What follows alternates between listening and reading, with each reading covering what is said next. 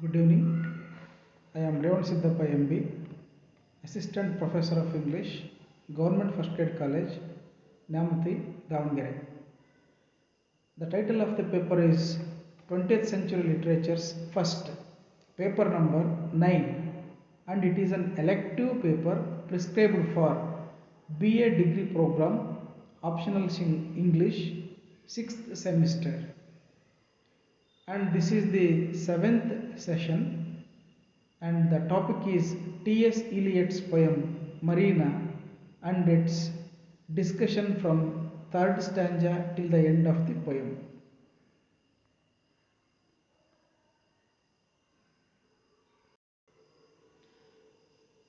The objectives and outcomes of this session are first of all, the learning objective is to enable the students to appreciate the poem, and the session outcomes are students will be able to understand the identification of his daughter, and the second session outcome is students will be able to understand the metaphors of the ship and the sea and the new life of father and daughter.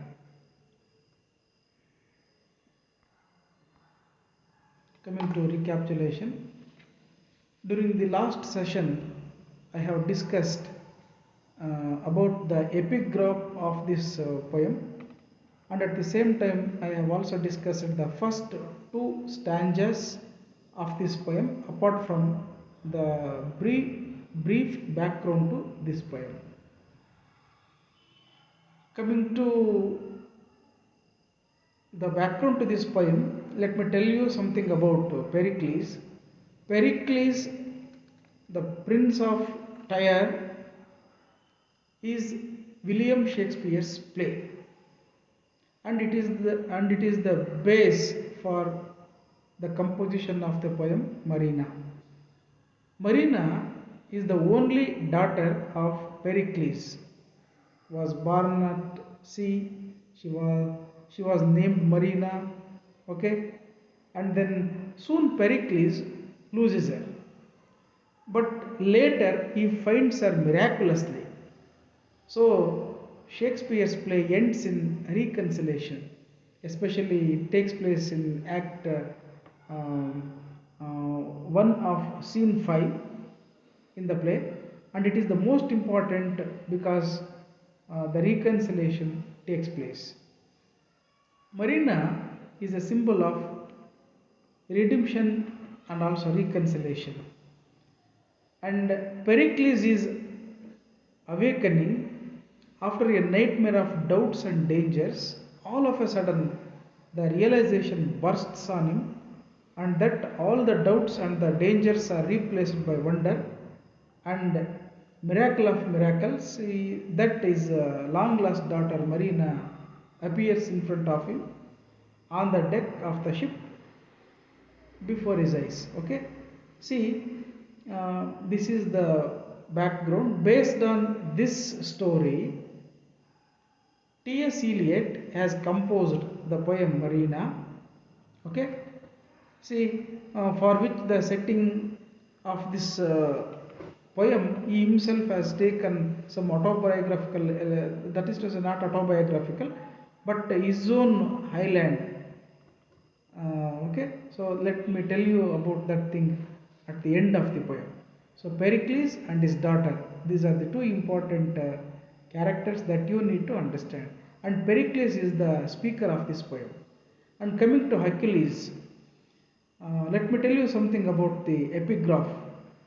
See, here the poet T S Eliot has quoted the three questions asked by Hercules. Achilles of Seneca's tragedy, Achilles Forense. Achilles, who was being cursed by Juno, the goddess,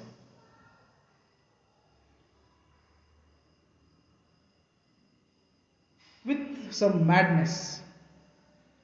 In his madness, Hercules killed his wife and children, and then he fell into a deep sleep.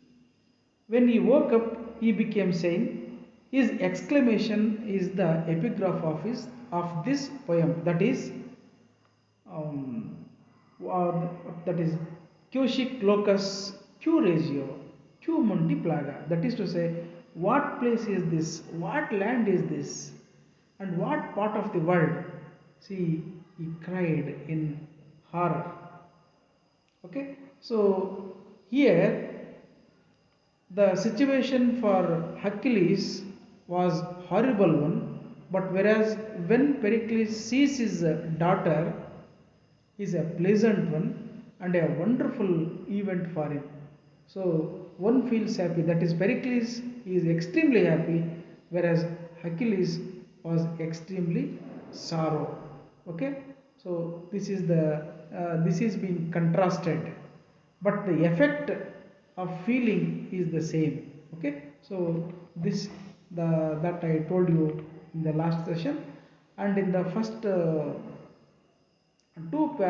stanzas of this poem, I have also explained that the speaker, Pericles, moves from unconscious stage to conscious, semi-conscious, and from semi-conscious to conscious state of mind.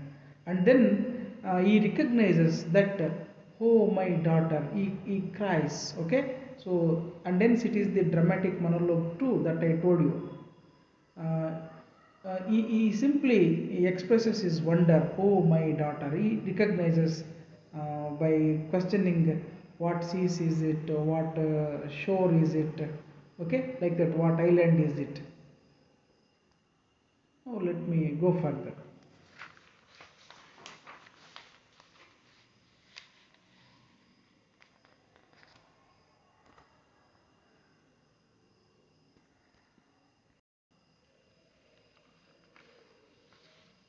Fine.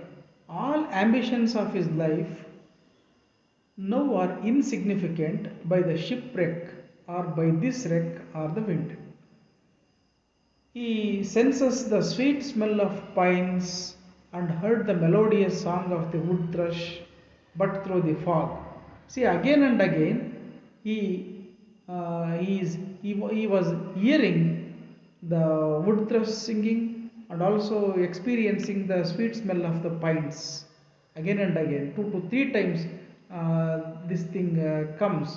You need to understand this also, and it is a kind of pleasant experience for him, pleasant setting also.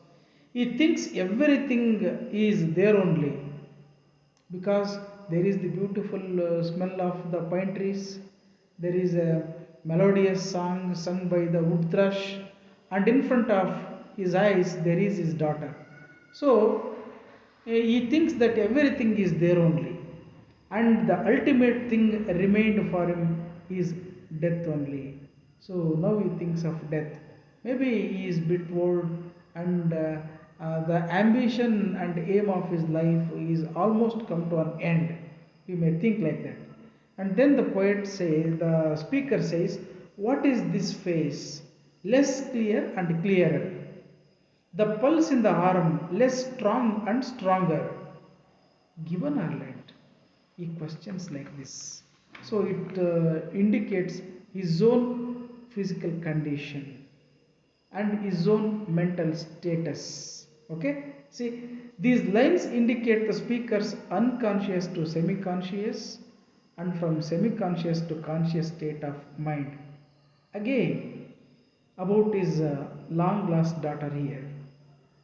What face is it? See, he says about his daughter. What face is it? Less clear and clearer. Less clear, semi-conscious, clearer, conscious, reality, not dream state. The pulse in the arm less strong and stronger, given or lent. So he is able to identify his daughter clearly. Marina's voice of laughter and whisper has been heard to him in sleep, as if the water touching the feet.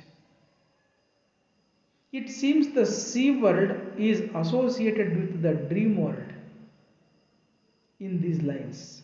He feels new hope and satisfaction by this experience. Okay, so he thinks that the main aim of his life or ambition of his life is almost come to an end.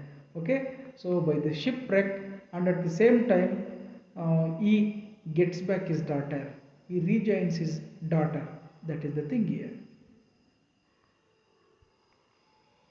Pericles sees the front of the ship is damaged a bit by the iceberg, and its paint has been cracked or removed with the heat of the crash. He is responsible for the construction and the destruction of the ship. The ship is a metaphor in this poem. It often refers to the human body, construction and destruction of the ship. His senses change again from dream to reality. We need to notice this motif runs throughout this poem. He now wonderfully describes the image of the condition of the ship here. Its rigging is weak. Its rigging is weak. The ship's rigging is weak, and the canvas is decayed by the continuous voyage, irrespective of months and seasons. Fine. Its garboard stake is formed with leakage. The seams need sealing. The ship here symbolizes the human body that I told you earlier, which is deteriorating due to age and the continuous sea voyage or journey. Fine, and needs to stop his journey. So they remind him to stop his voyage or journey. He wants to stop his earlier life of adventure and traveling by committing some deadly sins. He wants to put a full stop for such life. Maybe he is a bit old and his body may not support him to continue such kind of journey of life. He decides to give his life for his daughter, and it is his unspoken wish also. Okay, so he beautifully writes these lines.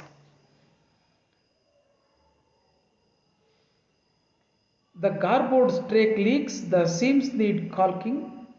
This form, this face, this life, living to live in a world of time beyond me. Let me resign my life to this life. My speech for that unspoken, the awakened, lips parted, the hope, the new ships. Okay, so these are the wonderful lines of this poem. At last, the speaker, Pericles, wakes up with the full consciousness and hopes to start a new life with his daughter without committing any cardinal sins. His daughter is the symbol of life for him, destined to survive in a world of time beyond the time of life, granted to the speaker. Who is the speaker? Pericles is the speaker of this poem.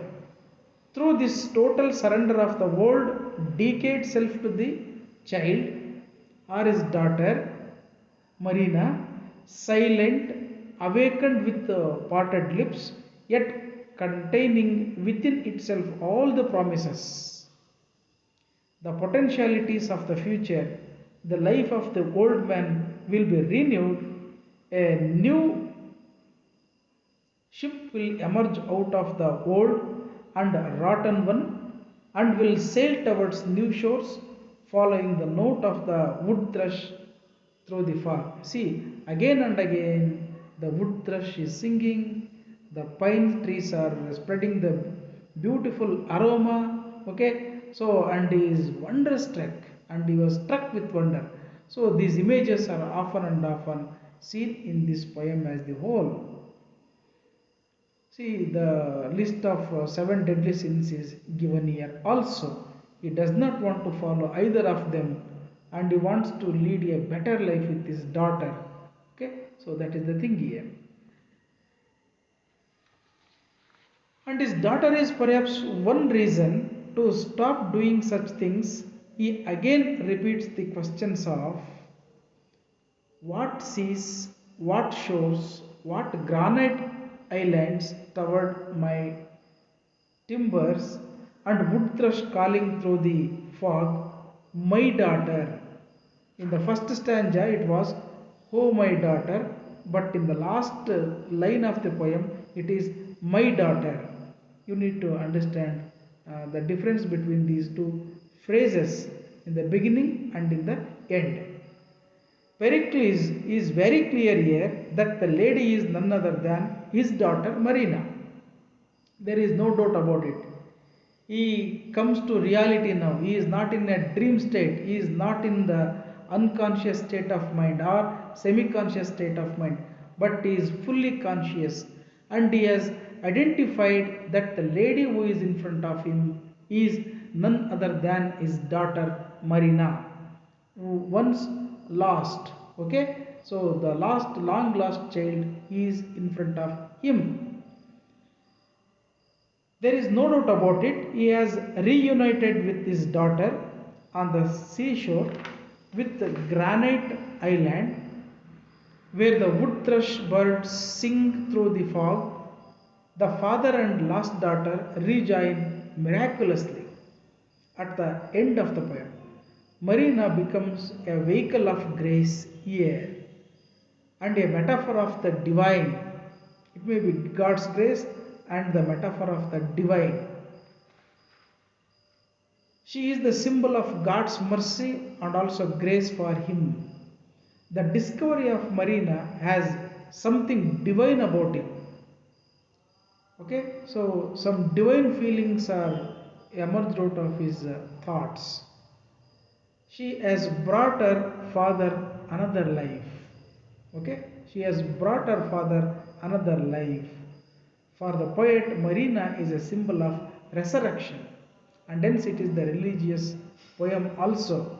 So the poem ends on the note of radiant affirmation and ecstasy. The voyager has found a new ship, discovered the right direction, and can fare forward to an assured port. Okay, so this can be said about this last stanza. Here, the poet T S Eliot has quoted that granite, what we call island, shore, like that. It refers to Casco Bay of Maine, from Eliot's native country, lies behind the setting of Marina. That places sea and shore, grey rocks and granite islands are all wrapped in a typical sea fog. The same thing is described in the poem as a whole. 2 to 3 times that is being repeated. Okay, the other features are pine wood and the wood thrush. Okay, so that are also referring to his native countries, bird song and pine trees. All these are extraordinarily portrayed and brought to life by T S Eliot in this poem. The important images in the poem are the scent of pine, wood thrush singing through the fog, the sound of water at a bow, and of whispers and small laughter. The ship, Pericles' body, the ship and the sea are the most dominant metaphors used in this poem. They symbolize the human body and the vast horizon respectively. The ship represents Pericles' body, aged human being or human being in general, and the sea, it refers to the what we call the vast horizon of life. It is endless. Sea represents the endless life, but the ship is symbolized in this line as the limitation of life. Okay, that can be interpreted in such level also. These metaphors are beautifully explained in these lines. The poem also explores the themes of paternity by focusing on the rediscovery of his lost daughter, that is Marina, by Pericles. It has also some religious connections like sin, death, life, Marina in the name of grace, new life. These are all referring to the what we call religious connections of this poem. It can also be called the poem of self-realization of Pericles. Okay, so this is the interpretation, my interpretation of the poem.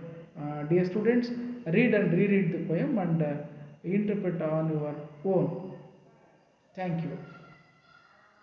This is the picture from William Shakespeare's play Pericles, Prince of Tyre, in which the father Pericles rejoins his lost daughter Marina miraculously. Okay, that picture is given here.